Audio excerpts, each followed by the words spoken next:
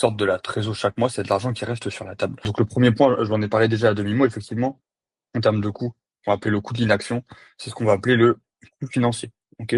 C'est combien ça me coûte chaque mois de rester dans la situation dans laquelle je suis actuellement. Tu bosses actuellement peut-être en sous-traitance, tu te vends à la journée, en régie et cetera. Le fait de passer de régie au forfait, tu vas tu laisses entre guillemets «sur la table» en moyenne 20 à 40 de ton chiffre d'affaires en plus chaque mois. Si tu jamais tu es dans une situation où, tu pas les compétences en chiffrage et tu restes bloqué à des affaires au forfait qui vont stagner à 20, 30, 40 000, ce qui t'empêche d'aller chercher les affaires au-dessus, 50, 50, 60, 70, 100 000 et cetera, et bah, ce que tu vas perdre entre petit forfait et grand forfait, c'est le fait de bah, le manque à gagner en fait, hein, de tout ça.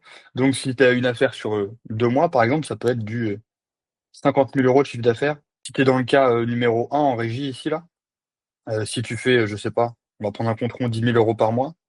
En moyenne, si tu passes au forfait en quelques mois seulement, tu peux facilement arriver à 15 voire 20 000, c'est assez récurrent. C'est-à-dire que chaque mois où tu restes dans la situation régie ici là, c'est des mois où tu décides de laisser passer 5 à 10 000 € par mois à terme. Donc plusieurs dizaines de milliers d'euros chaque année, je te fais pas le compte sur le plus long terme que ça. Si tu es actuellement sur des petits forfaits et que ton enjeu pour toi, c'est d'aller chercher des plus gros forfaits, de la croissance et cetera, ce que tu perds, ça se compte probablement en dizaines de milliers d'euros chaque mois à terme, hein. Oui, en centaines de milliers d'euros sur l'année. Mais tu laisses passer dans les 2 cas plusieurs milliers d'euros par mois et plusieurs dizaines de milliers, voire centaines de milliers d'euros à terme. OK? Donc ça, c'est le premier coût d'inaction, c'est celui qu'on appelle le coût financier.